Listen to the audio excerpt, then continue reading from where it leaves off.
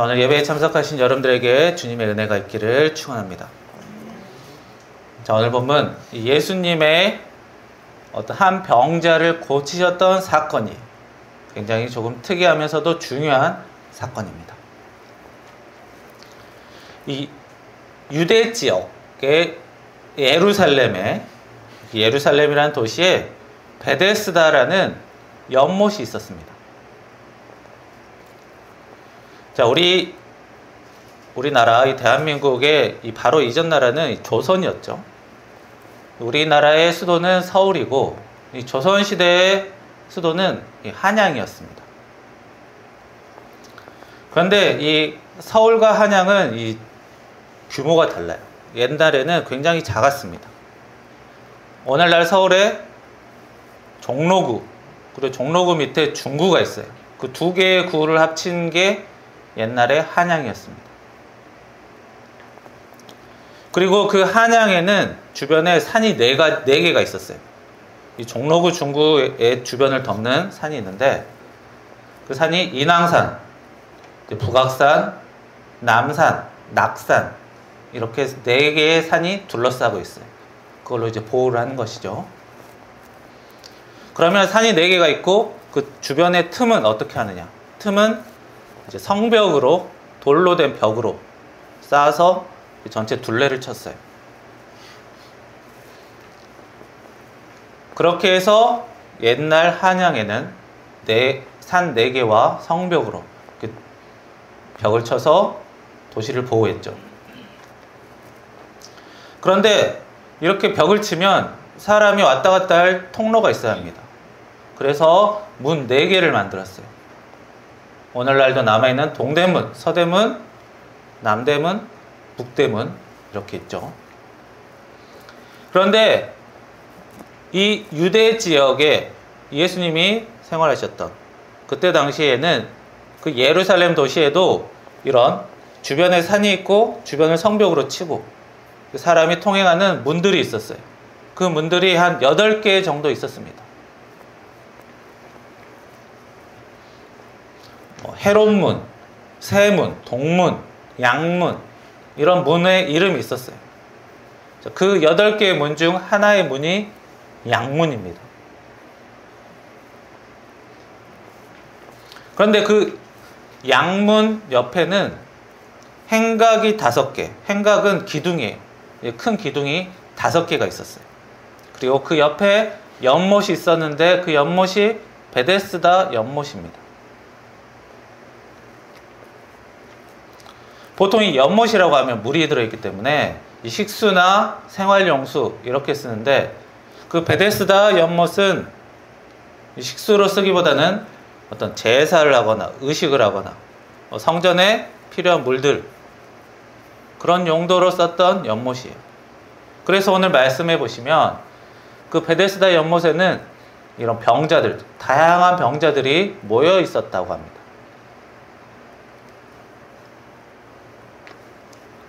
그 베데스다 연못은 이제 바위를 파서 만든 큰 웅덩이인데요. 큰 연못이 2개가 있고 그 주변에 이제 자잘자잘한 작은 연못들이 또 있었어요. 자, 예수님 시대 당시 그 유대 지역은요, 유대인만 살던 게 아니에요. 원래는 그 가나안 지역, 이스라엘 지역에 맨 처음에 모세 시대에 이제 나라를 세웠지만 나중에 나라가 쪼개지고 결국에는 둘 다 망했죠. 그리고 거기 이스라엘 백성들이 타 지역으로 쫓겨납니다. 그리고 그 안에 이방인들이 살아요. 그리고 나중에 에스라 시대 때 이스라엘 백성들이 다시 돌아와서 사는 거죠. 그래서 이방인들과 유대인들이 섞여서 살고 있어요. 그만큼 하나님에 대한 신앙만 있는 게 아니라 그 이방인들만의 그 종교 풍습들이 남아 있는 거예요. 그런 이방인들의 종교 풍습 중에 이 베데스다 연못에서 어느 날 물이 움직이고 그 물에 처음으로 들어간 사람은 병이 낫는다라는 그런 이방인들의 종교 믿음이 있었습니다. 여기서 물이 흔들린다라는 거는 우리가 목욕탕에 가면 큰 탕에서 물을 순환시키기 위해서 밑에서 보글보글 올라오는 게 있죠. 그런 것처럼 물이 갑자기 조금씩 솟는 그런 것들을 보고 물이 움직인다라는 표현을 썼습니다. 그래서 어느 날 물이 솟아오르면 거기에 연못에 처음 들어간 사람이 병이 낫는다더라 라는 그런 미신이 있었어요. 거기에는 유대인도 있고 이방인들도 있고 각양각색의 병자들이 모여들었습니다.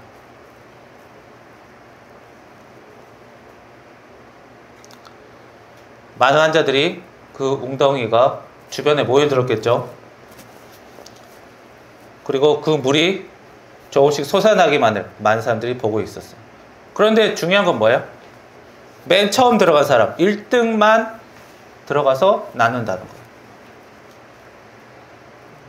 자, 1등이 되려면 어떻게 해야 돼요? 연못에 가장 가까운 자리를 맡아야 됩니다. 연못도 큰 연못이 있고 작은 연못이 있어서 어느 연못에서 물이 움직일지 몰라요. 자리를 또 잘 잡아야 돼요. 자기가 큰 데를 맡았다고 해서 무조건 되는 것도 아니겠죠? 다들 각자 연못 하나씩 붙잡고 근처에 최대한 가까운 자리에 자리를 맡아요. 그런데 연못이 언제 흔들릴지 어떻게 합니까? 주구장창 기다려야 돼요. 돗자리 깔아놓고 거기서 숙식을 해야 합니다. 어떤 사람은 밤에 잠도 못 자겠죠? 한밤중에 물이 솟을 수도 있으니까. 지금 다들 그것을 믿는 사람들만 몰려들었기 때문에 다들 경쟁이 심할 거예요.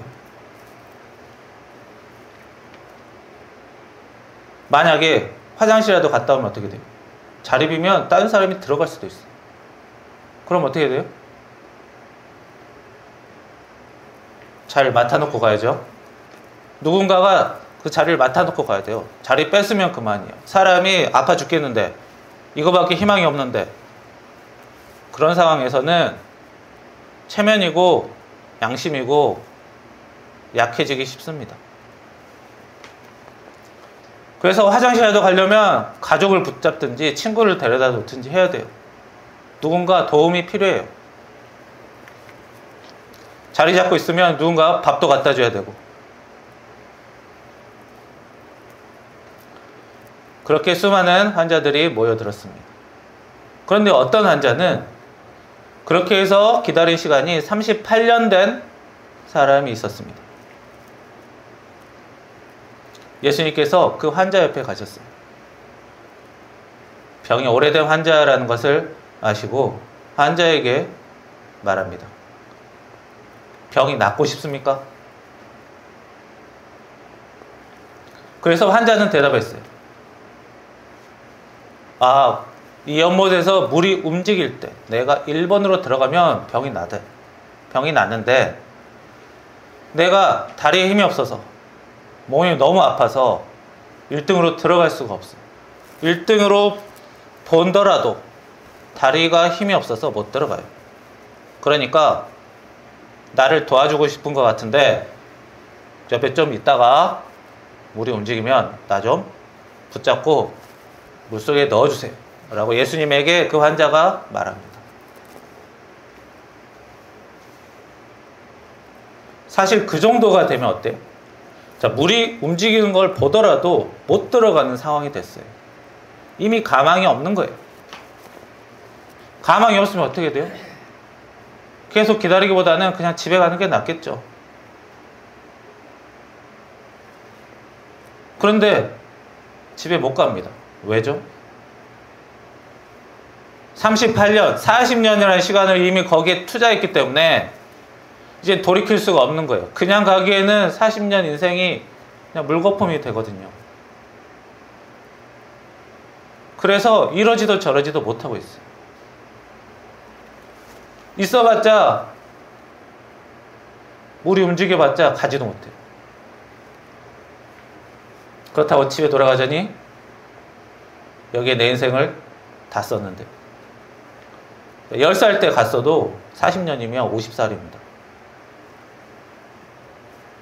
인생 다 쓴 거죠. 게다가 그 환자는 예수님이 자기를 고쳐줄 수 있는 사람이라는 것도 몰랐어요. 만약에 그걸 알았다면 어때요? 예수님에게 고쳐달라고 했겠죠. 물에 넣어달라고 하기보다는. 그런데 거의 기다리고만 있으니까 세상 물정을 모르니까 모르는 거예요.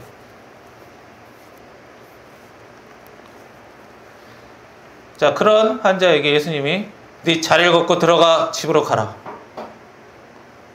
말씀으로, 예수님의 능력으로 환자를 낫게 해주시는 거예요. 자, 예수님에게 이 병 고침 받은 사람들, 이 사람만 있는 게 아닙니다. 여러 명 있어요. 예수님이 행했던 기적 중에. 이 문둥병자가 예수님에게 믿음으로 나와서 예수님이 고쳐줄 것을 믿습니다 하고 예수님을 찾아와서 문둥병자가 그 실로암에서 씻어서 나은 적이 있었고, 그거는 맹인이고요. 문둥병자가 고쳐주신 병이 있고, 혈루병에 걸린 여인도 있었어요. 혈루병 걸린 여인. 그 사람들 많은 곳 뚫고 들어와서 예수님을 만지면 낫는다. 강한 믿음으로 예수님을 붙잡고 나은 사람이 있어요.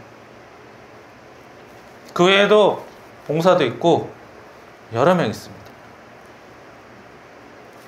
자기 동생이 죽었으니까 예수님 보고 도와달라고 붙잡은 사람도 있었죠. 그런데 이 베데스다의 이 환자는 예수님이 자기를 고쳐줄 거라고 믿지도 않았습니다. 그저 지나가는 사람으로 보였어요. 예수님을 하나님의 아들이라고 알지 못했어요. 예수님이 기적을 행하시는 분이라고도 몰랐어요. 아무것도 몰랐어요. 믿음도 없고 아는 것도 없고 아무것도 없는데, 뭐 기도하는 것도 없는데 예수님이 그냥 고쳐주셨습니다. 그래서 굉장히 특이한 사건이에요. 자, 이 사람 정말 고칠 만한 사람인가? 우리 사람이 보기에는 좀 글쎄할 수 있어요.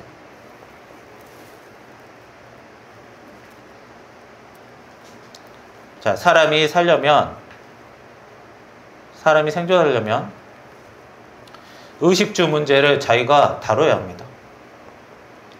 그리고 이런저런 더러운 것들 치우고 살아야겠죠.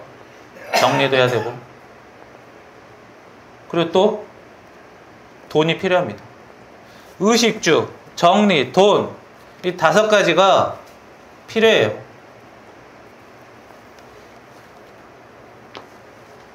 그런데 이 환자는 그동안 40년 동안 자기 인생을 자리 잡고 기다리는 데만 썼어요. 그러면 뭐예요? 일을 안 했죠. 일을 안 했기 때문에 어떻게 돼요? 생존에 필요한 이런 의식주, 정리, 돈, 이런 것들을 다른 사람에게 신세지고 살 수밖에 없었던 사람이에요. 누가 해줘요? 가족이 해주겠죠. 즉 가족의 도움으로, 가족의 짐으로 살았던 사람이에요. 게다가 너무 긴 시간을 낭비했기 때문에 뭔가 지식이 없어요. 기술도 없고. 굳이 고쳐도 어디에 써먹을지 어려워요. 예를 들어 10살에 들어갔으면 50세인데 50세에 할 줄 아는 게 아무것도 없는데 뭐 기다리는 거는 잘하겠죠. 뭐 줄 대신 서주는 거, 그거 말고는 딱히 할 일이 없어 보여요.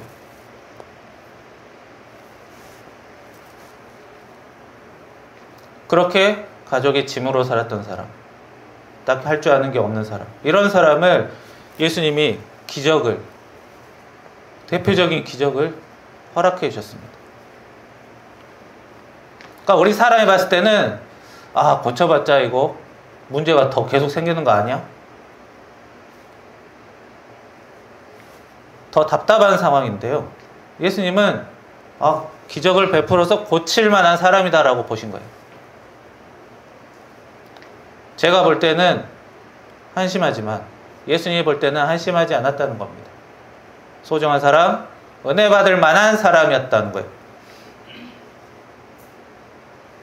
자, 솔직히 우리 사람이 40년 동안 허송세월 보낼 수는 없어요. 일반인들은 그렇게 못 삽니다. 그러나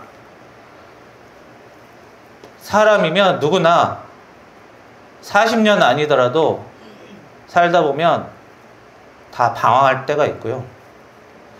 베데스다 환자 잘못 판단하고 있죠. 잘못된 거 믿고 있죠. 사람은 누구나 잘못된 판단을 할 때가 있어요. 잘못된 생각을 할 때도 있고, 자기 생각에 사로잡혀서 내가 옳다 하고 믿고 40년 방황했죠. 우리 다른 사람들도 내 생각이 옳다고 믿고 막 나가다가 걸려 넘어지는 사람 다 있습니다. 자기 인생 이상하게 살 때가 다들 있는 거예요. 뭐 정도의 차이만 있을 뿐이지 잘못 생각하고 잘못 판단하고 잘못 믿고 잘못 결정하고 다른 사람 신세 지고 사는 것 다 있습니다.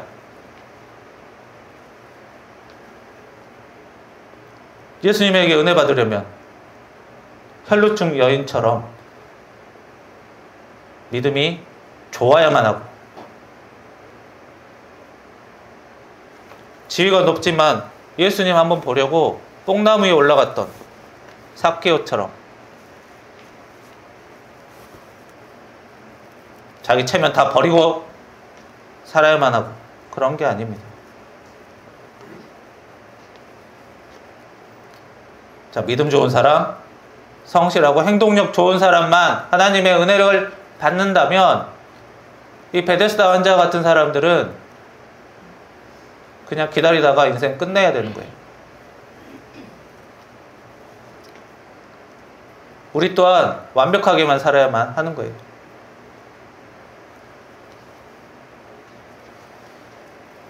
그러나 예수님 오늘 말씀을 통해 뭐예요? 사람은 누구나 방황할 때 있고 제대로 알지 못할 때도 있고 남의 짐으로 살 때도 있고 남에게 피해주고 살 때도 있고, 그러니 그런 사람들도 다 은혜 받을 가치가 있다라는 말씀입니다. 그래서 우리가 구원의 은혜, 하나님의 삶의 은혜를 받을 수 있는 거예요. 그래서 모자라 보이는 가족, 모자라 보이는 직장 동료, 모자라 보이는 사회인, 정치인, 한심한 사람, 우리 사람의 판단으로는 좋게 보기 힘들어요. 그러나 예수님이 보시기에는 그런 사람도 고쳐서 쓸 수 있다. 그렇기 때문에 우리도 내 생각으로는 그런 사람들을 좋게 보긴 어렵지만 예수님의 관점으로 그들을 위해서 기도할 수는 있는 거예요. 내가 그런 사람들 감당하라면 어떡해요? 40년 동안 거기서 기다리고 죽치고 앉아있는 사람을 어떻게 내가 감당합니까? 사람은 감당 못해요. 그러나 예수님의 은혜를 받을 만한 자격은 있기 때문에 우리가 그들을 위해서 기도할 수는 있는 거예요. 예수님이 우리 보고 감당하라고 하지 않으셨습니다.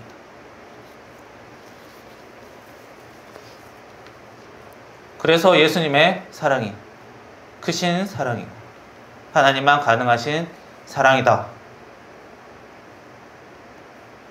예수님은 신앙이 좋은 사람이든 좀 게으른 사람이든 성실한 사람이든 다 사랑받을, 은혜 받을 사람이라고 봐주십니다. 우리 사람의 눈으로는 차이가 커요. 그러나 하나님의 눈으로는 큰 차이가 없다는 거예요. 그래서 우리가 하나님의 수준까지 가기가 어렵습니다.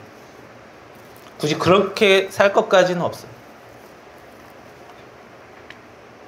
자, 내가 다른 사람보다 베데스다 환자보다는 낫게 살다고 해도 결국에는 다 하나님의 은혜로 살기 때문에 내가 잘나서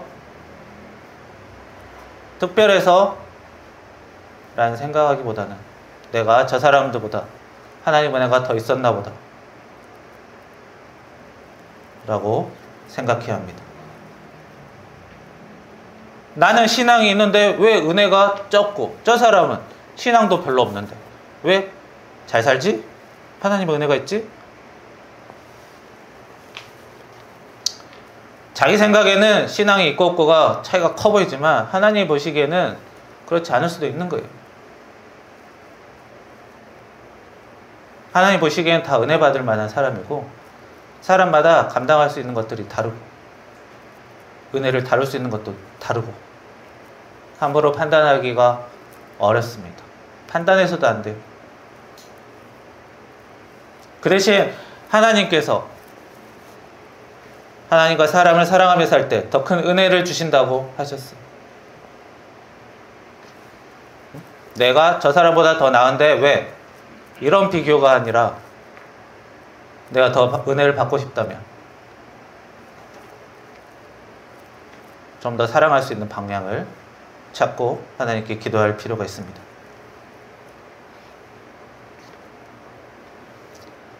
다른 사람이 잘 먹고 잘 사는 것, 못 사는 것 우리 함부로 판단해서는 안 되는 거예요. 우리 판단에는 베데스다 환자 좀 은혜 받을 만한 그런 정도는 아니라고 보잖아요. 근데 예수님은 그럴 수 있다고 하잖아요. 우리가 함부로 판단해서는 안 되는 거예요.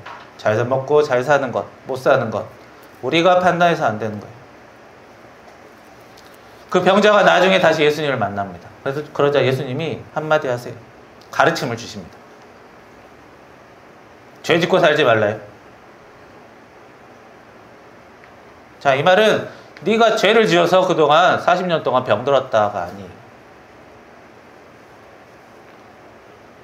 대신 40년 동안 어떻게 살았어요? 좀 허송세월 보냈죠. 가족의 짐이 되면서 살았죠. 그러나 왜 그랬어요? 몸이 아파서 그랬어요.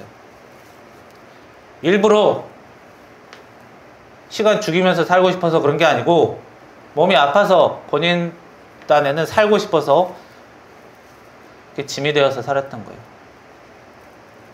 그래서 가족이 짐이 되었다는 것은 죄가 아닙니다. 바람직한 일은 아니지만 어쩔 수 없는 부분이죠. 그러나 이제는 어때요? 이제는 예수님을 통해서 나았잖아요. 이제 더 이상 계속 짐이 돼서는 안 되는 거예요.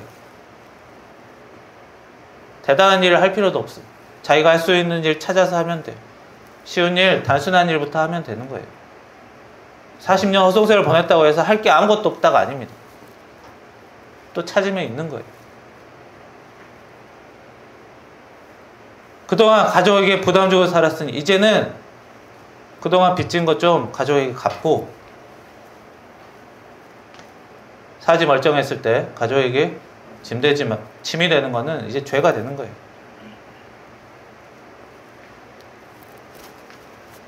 자, 일하고 살고 범죄에 저지르지 말고 살라는 것이 예수님의 그 사람에 대한 가르침입니다. 자, 예수님이 자, 너 이제 나았으니까 돈 좀 내고 앞으로는 아주 죽으림을 향해 살고 그렇게 얘기하지 않으셨어요.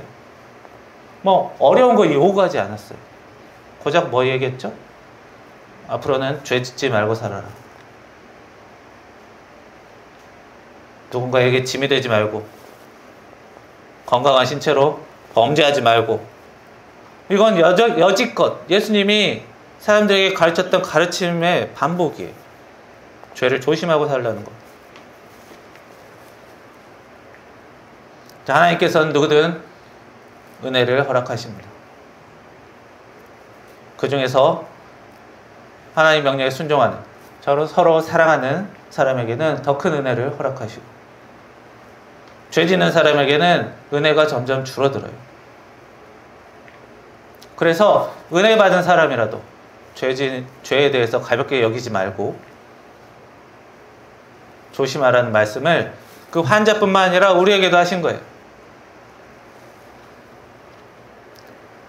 신앙생활이라는 것 어려운 게 아닙니다. 막 고행을 하는 게 아니에요. 예수님을 믿는 사람만 하나님의 은혜가 오는 게 아닙니다. 이 사람, 이 환자 아무것도 없었던 환자예요. 믿음이라고는 아무것도 없었던 사람입니다. 그러나 은혜가 먼저 왔어요. 사람이 보기엔 한심한 사람도 하나님이 보기엔 은혜 받을 사람이 됩니다. 왜? 하나님의 사랑이 그만큼 크기 때문이에요. 예수님의 사랑이 위대하시기에 우리 모두 과거에 아픈 기억이 있고 잘못된 과거가 있더라도 여전히 우리는 은혜 받을 수 있는 사람이 됩니다. 그것을 꼭 기억하시는 여러분들이 되기를 축원합니다. 기도하겠습니다. 살아계신 하나님,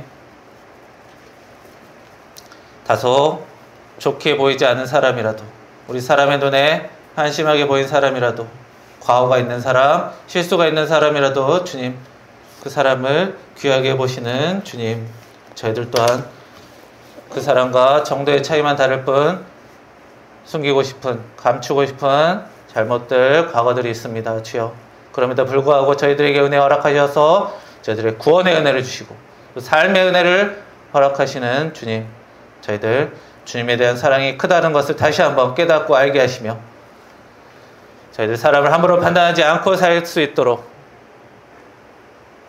도와주시고 저희들 앞으로도 주님의 은혜를 사모하며 사는 저희들 될 수 있도록, 죄짓지 않고 사는 저희들 될 수 있도록 주님 인도하여 주옵소서. 예수님의 이름으로 기도합니다. 아멘.